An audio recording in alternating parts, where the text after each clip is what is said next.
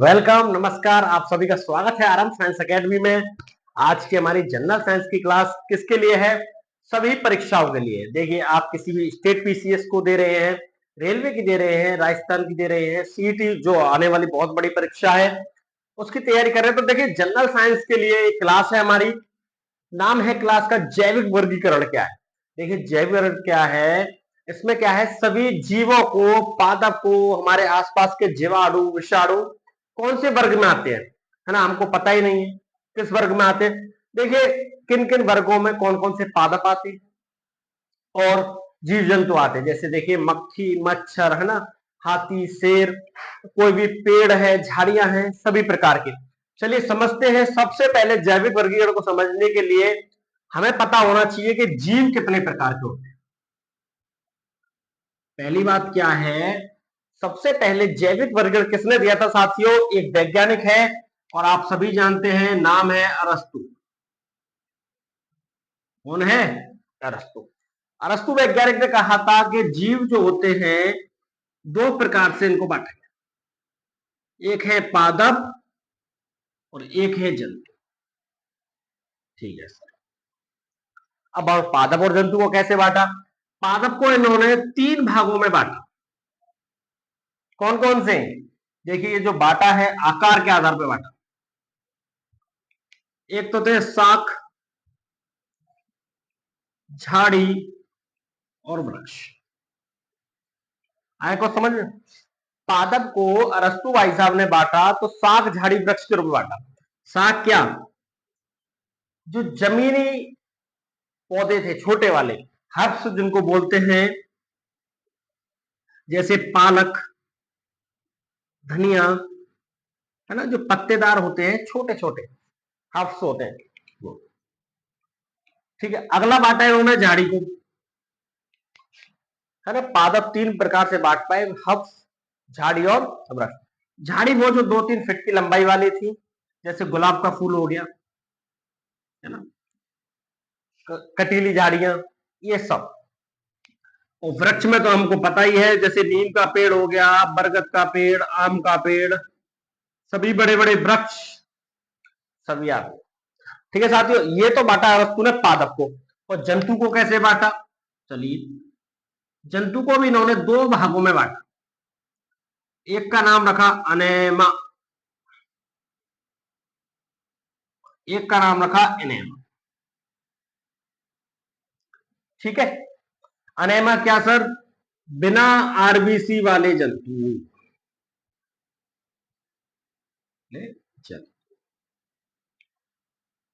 और एनेमा होते हैं आरबीसी वाले जंतु। नहीं आई बात समझ में? देखिए कई जीव, जैसे हमारे प्लेटी हेलमिंथेस में, मैं भी आपको आगे बताऊंगा, 5 जगत अवधारणा जब आएगी, 2 जगत, 3 जगत, 4, 5 और 6। ठीक है, किसी ना किसी में से पूछा जाता है, लेकिन सबसे इंपॉर्टेंट है हमारी 5 जगत अवधारणा, जिसको हम पढ़ते हैं। ठीक है, उसमें पता पड़ेगी कि बिना आरबीसी वाले कौन से हैं। फिर भी बता देता हूं, जैसे प्लेटी हेलमिंथेस है, एसके हेलमिंथेस, वो सभी किसमें आते हैं? अनेमा। आरबीसी वाले कौन है? हमारे जैसे मछली से लेके और बड़े जीव तक, स्तनधारी। एक का दो अपवाद भी हैं, उनको छोड़कर। ठीक है, इतने का स्क्रीनशॉट लीजिए।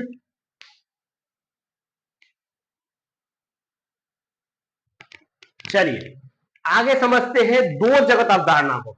देखिए एक तरफ मैं लिख रहा हूं जगत को, उसमें बांटा किस किसको, किसने दिया था। देखिए हमें एग्जाम में पीएचडी नहीं करनी है, हमें क्वेश्चन क्रैक करना है। तो क्वेश्चन कैसे क्रैक करेंगे? सबसे पहले आपसे पूछा जाता है दो जगत अवधारणा दी किसने? दो जगत अवधारणा किसने दी थी? लीनियस ने। इतनी बात क्लियर है।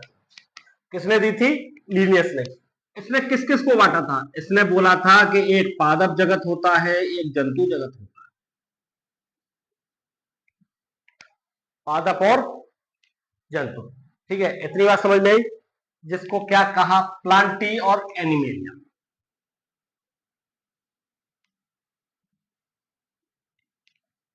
एनिमेलिया। ठीक है। इसकी दो बातें याद रखना, दो जगत अवधारणा दो में बांटेगी, एक पादप और एक जंतु।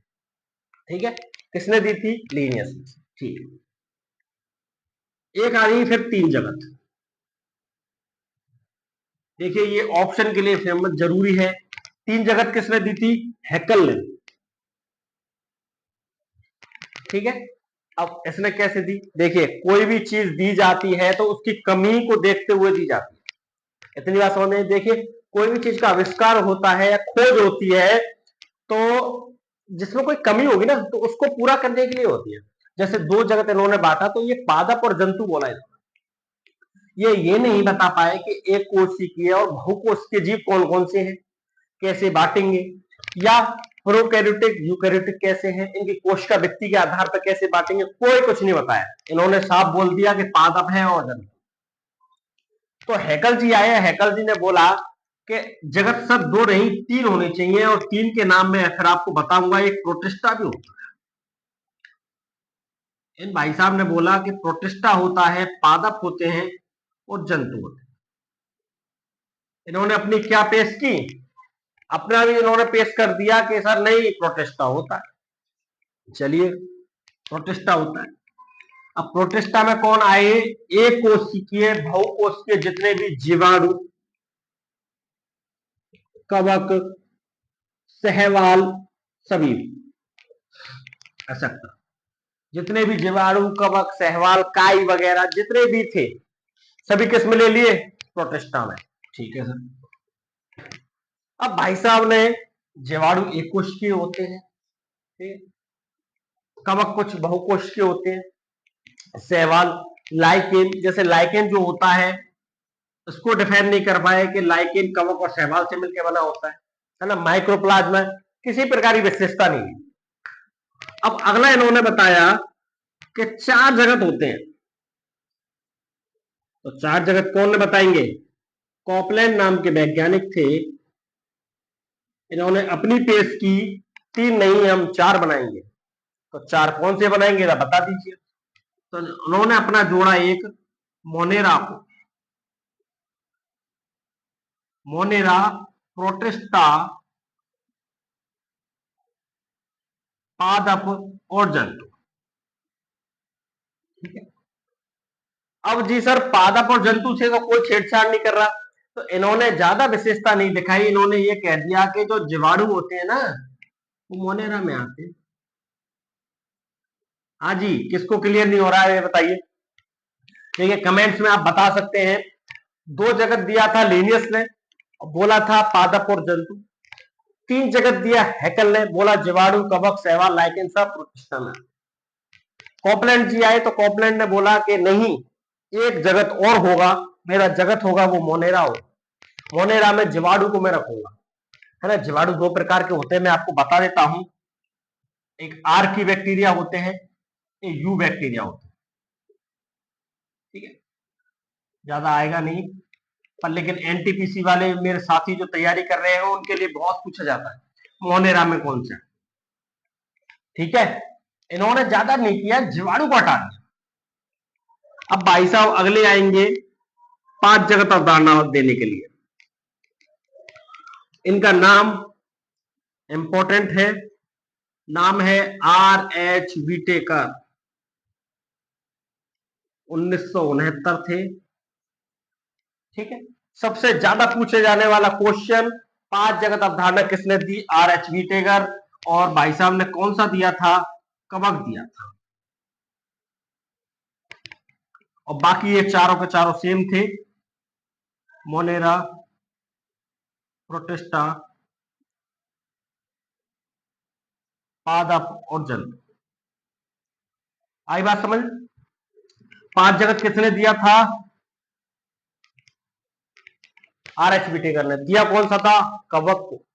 ठीक है, याद रखना, कवक जगत किसने दिया था? R.H. विटेकर ने, पांच जगत अवधारणा, जिसको हम आगे विस्तार से पढ़ेंगे। कौन कौन से हैं? मोनेरा, प्रोटिस्टा, कवक, फंजाई जिसको बोलते हैं ना, कवक को फंजाई भी बोलते हैं। जो मशरूम होती है ना, हम जिसकी सब्जी बनाया करते हैं, मशरूम जो होती है वो कवक की है। कई प्रकार के दांत हो जाते हैं वो कवकों के द्वारा होते हैं। इन्होंने कवक को अलग बांटा। ठीक है। 5 जगत कौन कौन से? मोनेरा, प्रोटिस्टा, फंजाई, प्लांटियोरम। ठीक। एक ज्यादा कोई डीपली और आ जाए आपके लिए पूछने के लिए, कोई अच्छी कोचिंग से पढ़ाए, हम तो इतनी अच्छी कोचिंग में है नहीं, तो 6 जगत और पढ़ा देगा वो आपको। तो 6 जगत को दे दिया किसने? कार्ल उर्ज। कार्ल उर्ज। इस भाई साहब ने ये बोला कि जो मोनेरा वाले जीवाणु हैं वो 2 प्रकार के होते हैं, आर्की और यू बैक्टीरिया। ये बताए किसने थे? 6 जगह तो बताए थे, जो मैंने यहां आपको बता दिया है वो यहां बताए। किसने बताए थे? कार्ल उर्ज ने। क्या आधार था? 16 SR-RNA के आधार पर। क्या आधार था? 16 SR-RNA के आधार पर ये प्रोटीन कवक की कोशिका भित्ति के आधार पर बताए गए थे। ठीक है। कवक की कोशिका भित्ति किसकी बनी हुई होती है? काइटिन की। ठीक है। कुछ बातें हैं यही याद कर लीजिए। कवक की कोशिका भित्ति किसकी होती है? काइटिन की। पादपों की किसकी बनी हुई होती है? सेल्यूलोज की। ठीक। और जंतुओं की कोशिका भित्ति नहीं होती है, याद रखना। जंतुओं में कोशिका भित्ति नहीं होती है। पादप में किसकी बनी हुई है? सेल्यूलोज की। कवक में किसकी है? काइटिन की। और सर जीवाणु को बता दो, तो जीवाणु का यहां लिख देता हूं, जीवाणु की बनी हुई होती है म्यूकोपेप्टाइड। ठीक है। 3 क्वेश्चन याद हो गए। जीवाणु की म्यूकोपेप्टाइड, कवक की काइटिन, पादप की जंतु। और ये सारे जगत का स्क्रीनशॉट ले लीजिए। आपको फिर से बताता हूं, 2 जगत लीनियस, 3 जगत हैकल, 4 कॉपलैंड, 5 RS विटेकर, 6 कालोज। ठीक है। पादप जंतु, फिर प्रोटिस्टा जगत आया, फिर मोनेरा आया, फिर कवक आया, और फिर मोनेरा को 2 भागों में बांट दिया, आर्की और यू बैक्टीरिया। ठीक है साथियों, इसी के साथ हमारी ये वीडियो कंप्लीट होती है। वीडियो अच्छी लगी तो वीडियो को लाइक, शेयर और सब्सक्राइब करना ना भूलें। बहुत बहुत धन्यवाद। ये वीडियो ना हमारी सभी एग्जाम के लिए, बेल आइकन को दबा लें। ऑल एग्जाम साइंस के लिए वीडियो है, ऐसी वीडियो आती रहेगी।